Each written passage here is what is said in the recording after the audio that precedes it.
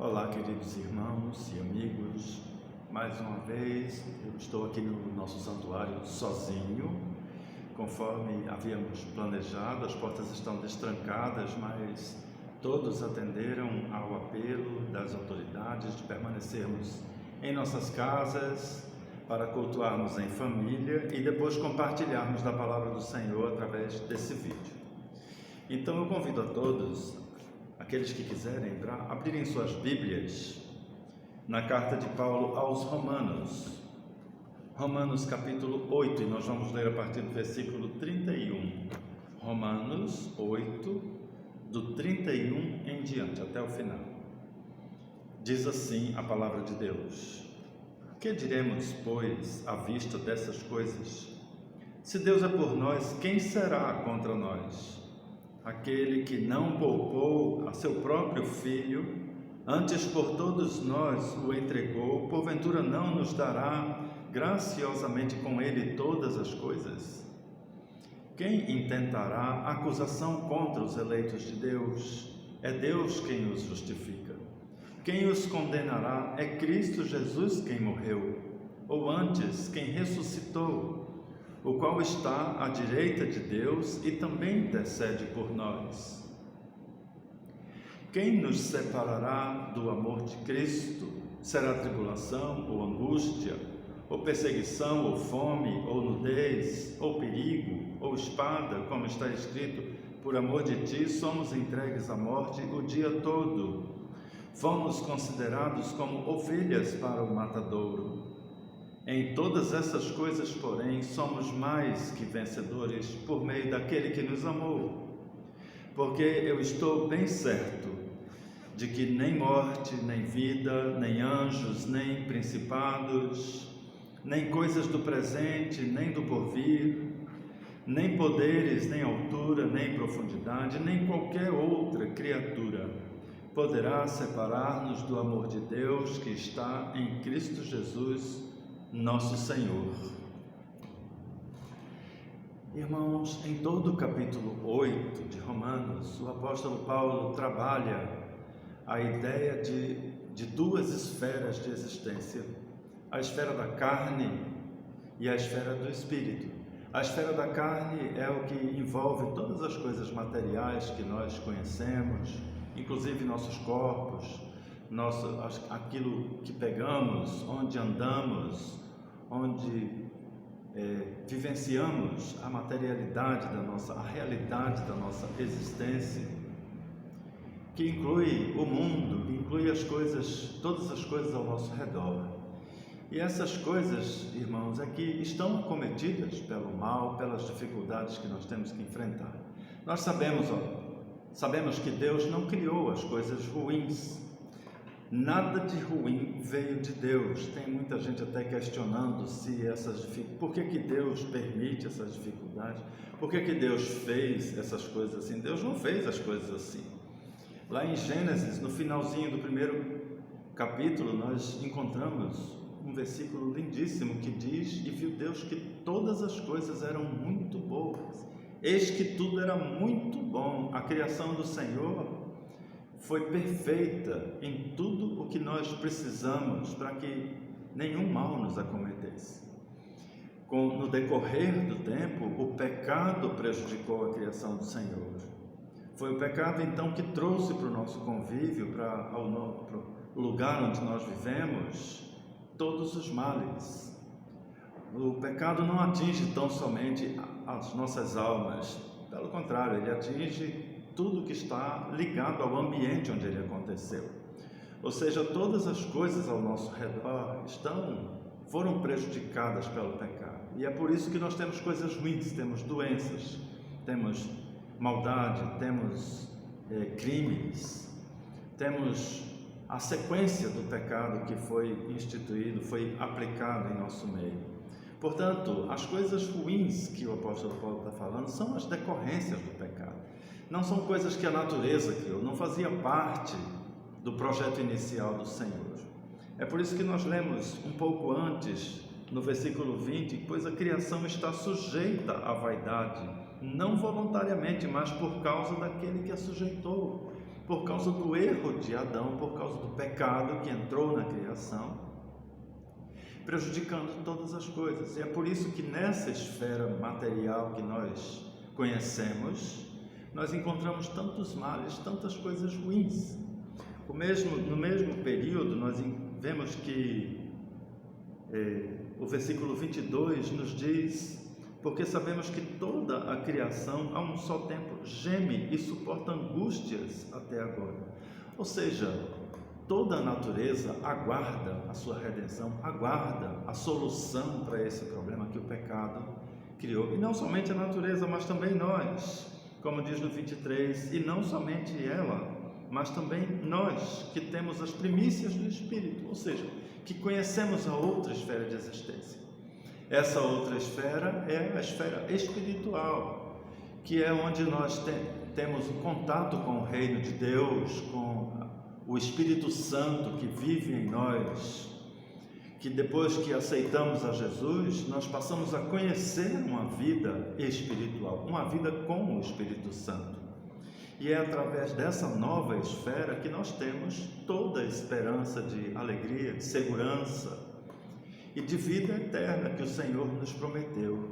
Então nós temos, diante do estudo de Paulo, duas esferas de existência. E não é possível fazermos parte de dois mundos. Ninguém vive em dois lugares ao mesmo tempo. Ou nós fazemos parte da carne, ou nós fazemos parte do Espírito. Ou somos as criaturas da carne, do mundo, ou somos as criaturas do Espírito. O próprio capítulo 8 começa no primeiro versículo dizendo: agora, pois, já nenhuma condenação há para os que estão em Cristo, para os que vivem no Espírito. E é claro, no versículo 11 ele diz: se é que o Espírito habita em nós, ou seja, aqueles que vivem no Espírito estão acima dessas dificuldades.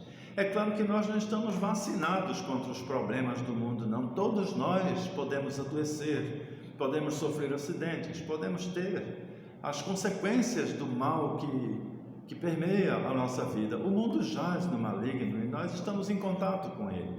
Então é claro que todo mundo está sujeito às dificuldades seculares. Os crentes também podem adoecer. Esse vírus que hoje está atrapalhando a nossa cidade, o nosso dia a dia, ele pode também fazer crentes adoecerem. Os crentes podem morrer por causa do Covid-19.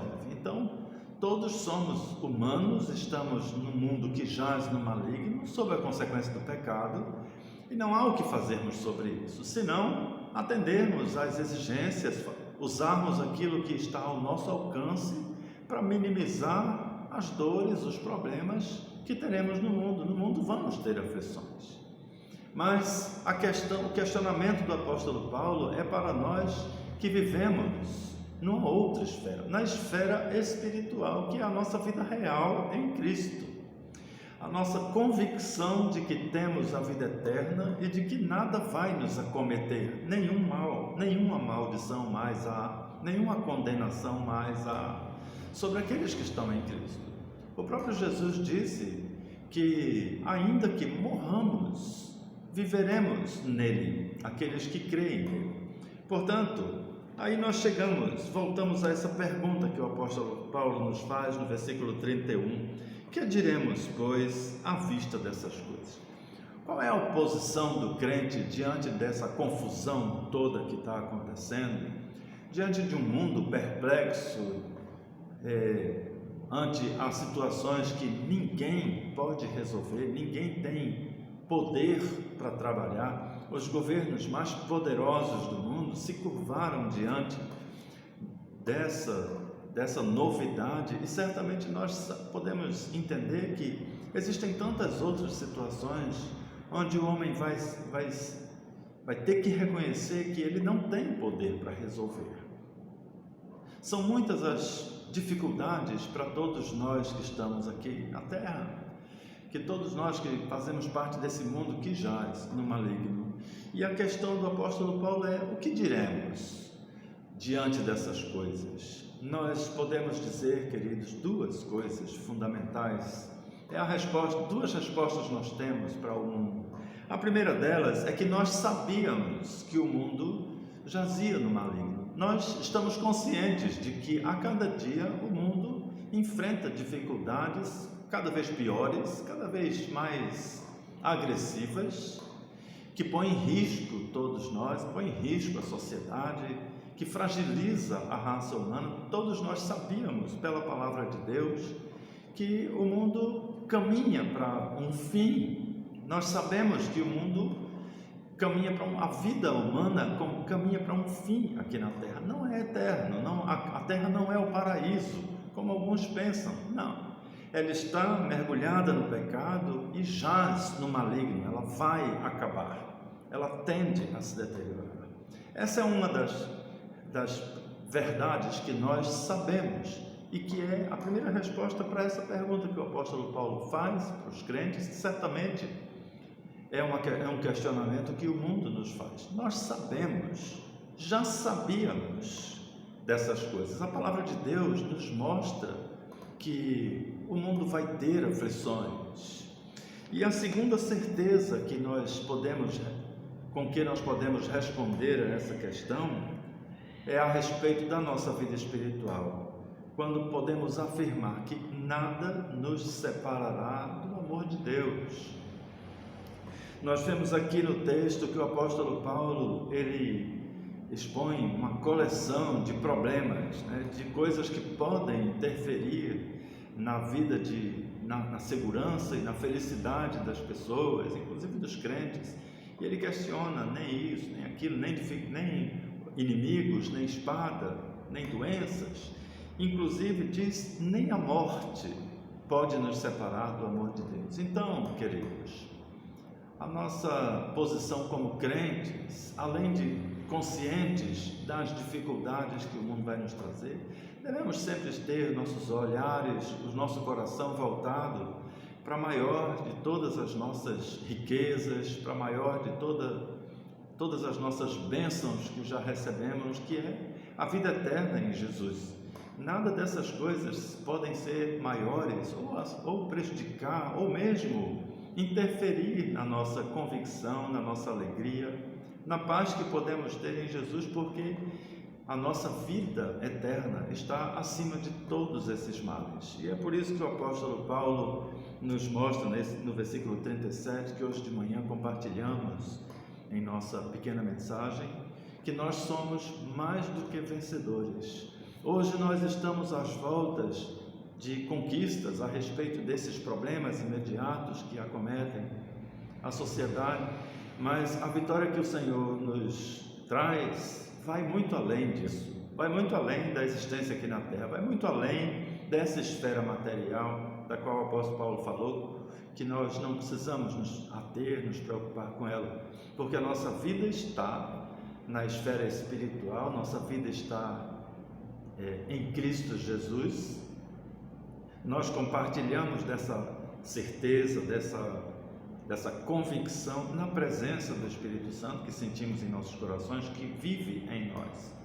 Por isso, então, queridos, a nossa paz, a nossa alegria deve permear os nossos dias, deve perdurar diante das crises. Talvez essa não seja a última crise, podem vir outras, não importa, porque nós estamos seguros em Jesus.